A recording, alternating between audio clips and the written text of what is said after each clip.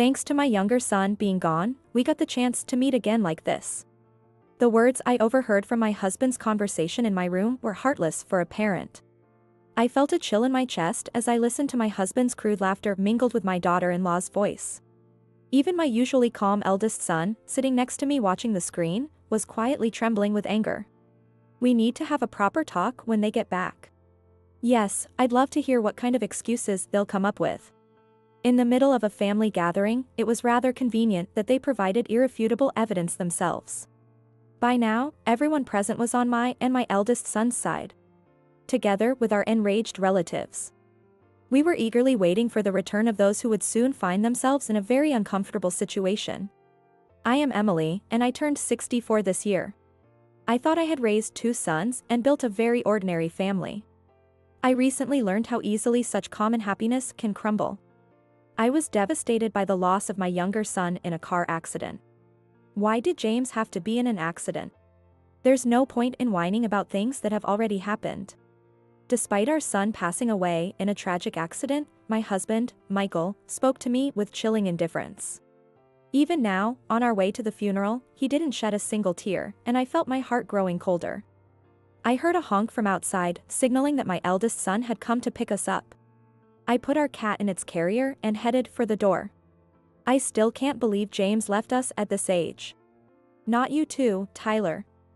You both are such gloomy people. Of course we are. How can you act so nonchalantly? Dad wants to send James off with a smile, right? Exactly, that's it. In the car, Michael's attitude remained unchanged as he laughed loudly. Ashley, my daughter-in-law, smiled as she watched him. Even during normal times, the two would occasionally say things that irritated everyone around them without a second thought. Usually, I could overlook it knowing their personalities from our long history together, but today was different. To hear such heartless words from his own father, and to see his wife supporting him. I couldn't stand it, thinking about my eldest son's feelings for his brother. I slapped Michael's knee and pointed out. That's enough. How can you be so cheerful in the face of our family's loss? That hurt.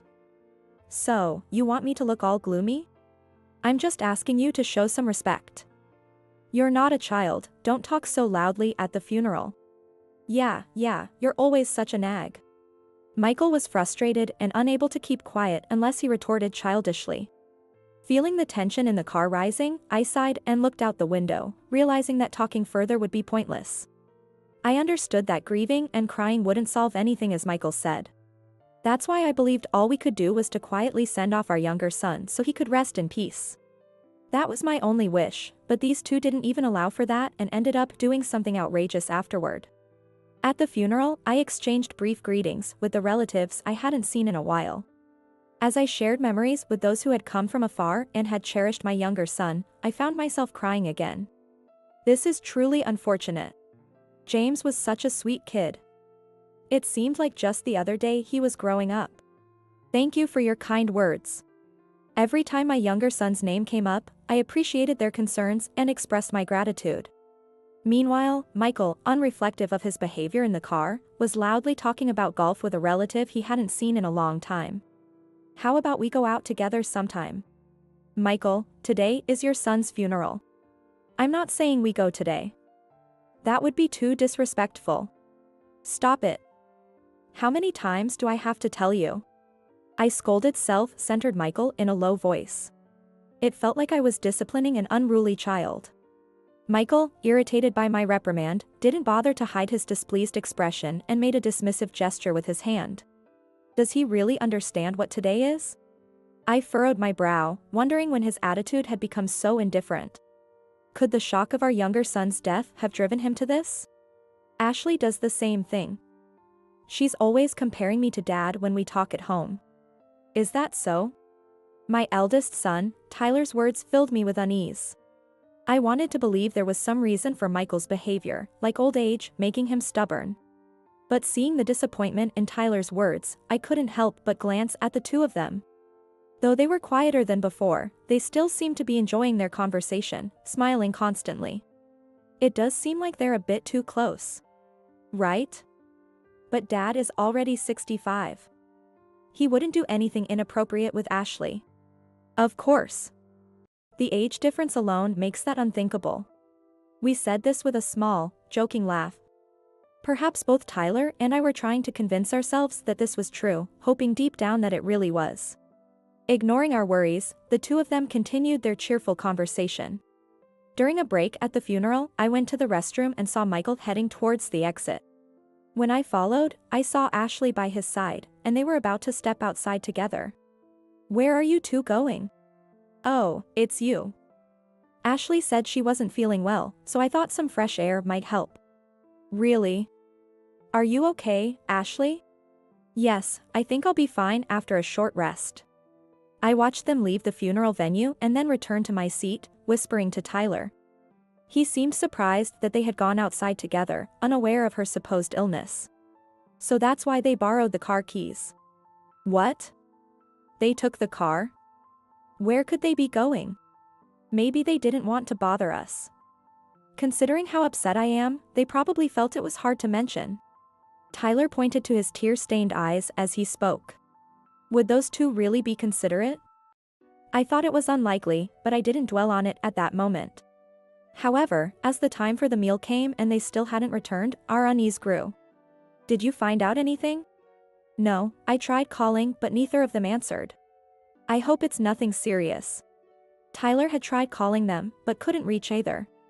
I sent them messages too, but received no response. With Tyler's car still missing, we struggled to answer relatives asking about their whereabouts. Was she really that unwell? Maybe they went to a hospital? If that were the case, they'd at least call. They're not pets, they'll come back eventually. Pets. Oh, I wonder how our cat is doing. Talking with my relatives, I suddenly remembered the cat we left at home. I pulled out my phone and activated the pet camera, only to see our cat outside its cage and hear someone talking. "What?" Hearing an unexpected voice, my blood ran cold, thinking a burglar had entered our house. But the voice, casually holding our cat, was one we knew well. "Is that Ashley?" "And I hear Dad too." "What's going on? Are they both back at the house?" I exchanged glances with Tyler and then stared at the screen in confusion. Turning up the volume on my phone, I heard a shocking conversation. "Such a cute kitty. Can I take it home with me? There's no point in keeping this old cat. I'll buy you a cuter kitten." Yay! "I love you, Michael." Just then, the bed visible on the screen started shaking and creaking. I sat there in stunned silence, listening to their conversation.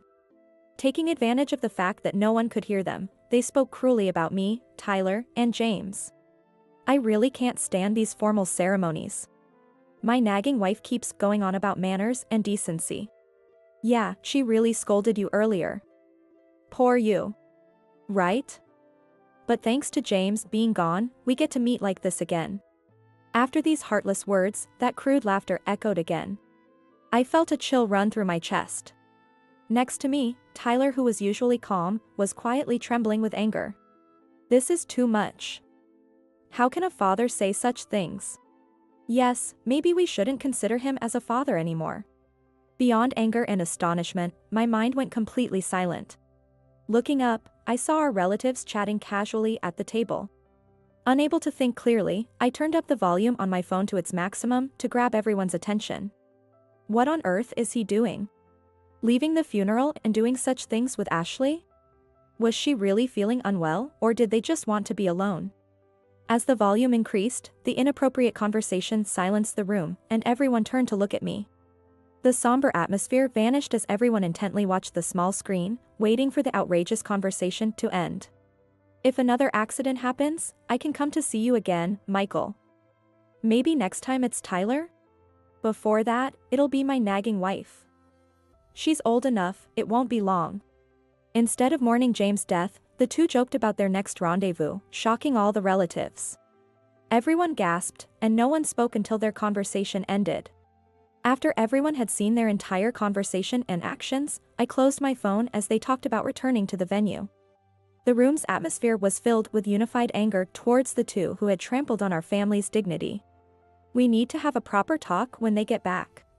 Yes, I'd love to hear what kind of excuses they'll come up with. By now, everyone present was on my and Tyler's side. Together with our furious relatives, we waited for the return of the two who were about to face a very uncomfortable situation. The two returned about 15 minutes later. Considering it takes about that long to get from our house to the funeral home. It was clear they had been having that conversation in my room just until now. We are back. Why does everyone look so down? Welcome back. Where were you? We were worried because you were gone for so long. I told you, we stepped out because Ashley wasn't feeling well. Right. Ashley, are you feeling better? Yes, I'm fine now. Sorry for worrying you. Ashley waved at me cheerfully as I motioned for her to sit. Sighing, I watched Michael sit next to her as if it were the most natural thing. As soon as they sat, all the relatives turned to face us. The two looked slightly surprised and uncomfortable. I started questioning them one by one. What were you doing for such a long time? We stayed nearby until she felt better. Where exactly? At a diner around here. So, where's the receipt? What are you accusing us of now? Michael snapped first, his voice raised. He glared at me, irritated, as if he had no reason to be suspected. But after hearing their conversation earlier, I had no more doubts. Were you really at a diner all this time? Yes, that's what I said. I threw the receipt away. Then what did you eat? Ashley? Emily, isn't this too much? What exactly are you accusing us of? Ashley covered her mouth as if about to cry, and her words made me grimace and fall silent. I wanted to scream at her to look inside her heart and see who was truly at fault here. Taking a deep breath, I decided to deliver the final blow, pointing to her sleeve. Ashley, there's cat hair on your sleeve. Whose is it? This is a stray cat's. Yes, I must have petted a stray cat we saw. That's not true. This is our cat's hair. It got on you when you were at our house, right? I took out my phone and opened the pet camera app. Conveniently, this app also had a recording feature. I replayed the footage of Ashley holding our cat right in front of them. Then, I replayed the awful conversation we had all just watched, this time at full volume. Realizing the reason behind the cold stares from our relatives, both of their faces turned pale in an instant. You knew everything and still went through with this charade? Yes. Watching you two play innocent was almost amusing. Emily, this is an invasion of privacy. You have no right to say that after sneaking into my room to have fun with Michael. Caught in their lie, they started yelling like children. I remained calm, pointing out their faults one by one. But it was Tyler who reached his limit. He slammed his hand on the table and began berating them in a low, angry voice. How dare you act so shamelessly during a funeral? It's not what you think. This is just a trap set by Emily. What do you mean? We heard everything you said. Our relatives nodded in agreement with Tyler's words. There was no one here to defend the two who had joked about our misfortune just to see each other again. Seeing the glares from around the room, the two glared resentfully at Tyler. Did you set this up just to humiliate us? No way. It was just a coincidence. I was checking on our cat and happened to catch you two on camera. But exposing us in front of everyone here is just cruel. I never imagined anyone would do such a thing at a place like this. Besides, you said I was a nagging wife, didn't you? Repeating Michael's words, I glanced at him. Realizing how bad this looked, he said nothing to defend Ashley. Ashley tried to cry and insult me, but no one paid her any mind. Enough. I can't be a part of this family with someone who can do something like this. What? Are you saying you'll divorce me? Of course. Tyler said quietly to the now silent Ashley. She tried to explain herself again, but Tyler ignored her. Michael patted her shoulder as if to comfort her, but I cleared my throat. Do you think this has nothing to do with you? Huh? On the very day we're sending James off, you had the nerve to do something like this and lie about it.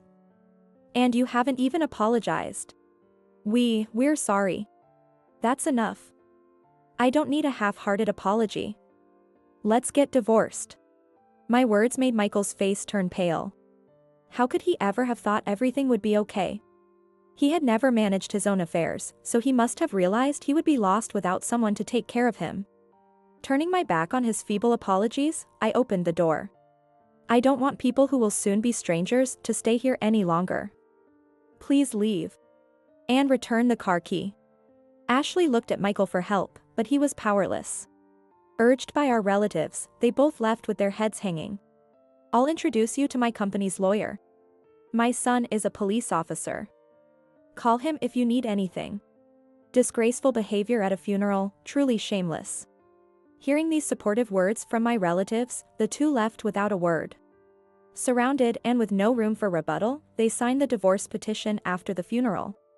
Later, I heard that Ashley had pleaded with her parents for help with the alimony. She had tried to play the victim, but her parents were disgusted and distanced themselves. Now, she works multiple part-time jobs to pay the alimony. As for Michael, it turned out he had spent all his savings on Ashley and had none left. I demanded the house as part of the alimony, and he left with nothing. Thus, the house became mine as compensation from Michael. However, with the unpleasant memories, especially of Michael and Ashley, I couldn't bear to continue living there. So, I sold the house and moved into a pet-friendly apartment with my cat. With arrogant Michael gone, I now live a peaceful life with my cat. I hadn't realized just how much stress Michael had caused me, but living alone with my cat, doing whatever I please, has been far more comfortable than before. Even Tyler visits me occasionally now. Since the divorce, he has found a calm and settled life, and he says he feels better than before. Recently, he shared some good news about an upcoming promotion. We decided to celebrate by going out for dinner, but we unexpectedly ran into Michael. He looked completely different, with his back hunched and a meek appearance. He was unrecognizable from the man who once had such a domineering attitude toward us. His eyes were lifeless, and after a moment of seeing us, he suddenly recognized me and approached with a startled expression. Hey! Someone else is living in our house. What's going on? Our house. It's not yours anymore. Did you sell it? How could you do that? Michael shouted in his old, raspy voice, trying to sound authoritative. He might have gone back to our old house, perhaps thinking he could reclaim it or plead for forgiveness. But seeing his current demeanor, I knew he hadn't changed. Stopping Tyler from glaring at him, I said to the tired man, "Do you really think I could sleep in a room where you once cozied up with Ashley? I don't want that house." My words snapped him back to reality, and he quickly turned and left. Had he forgotten his past actions? Though it dampened our celebratory mood, we shook it off and continued enjoying our sunny afternoon together.